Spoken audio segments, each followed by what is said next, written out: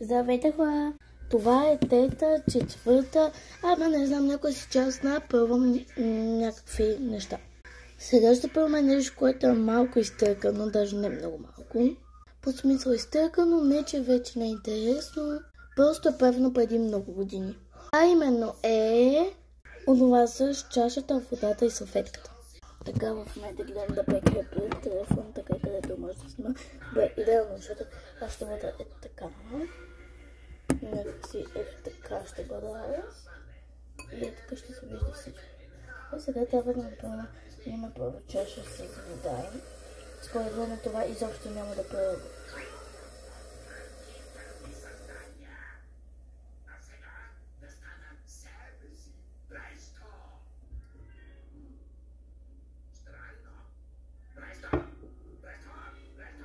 Сега искам да видите колко е пълна тази чаша. Изглежда така, защото мътна вода, но аз все пак няма да пия тази водичка. Взимаме една хотелската рука, взимаме така две салфетки даже, защото съм видела, че с колкото и да салфетки няма как да се получи. Просто се уведе една. И събата се получава.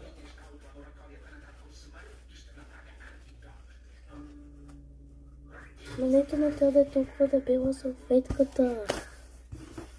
Ще сгъна ето тази салфетка така. Ето хора скъпах я. Сега трябва да поставим ето така.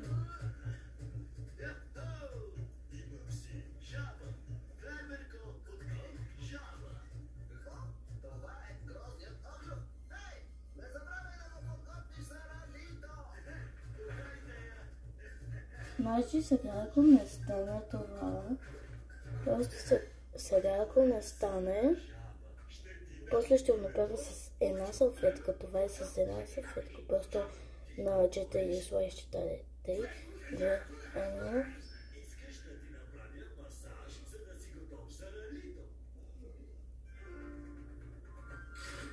Какво става? Това го държи. Това държи цялата тази вода. Вижте, колати го. Държи цялата. Сега ще пробвам с потълка салфетка. Аз го махнах това. Хора, това работи. В другата част ще го обяснявам. Това е първа част, го приемаме. Чакайте просто втора част, къде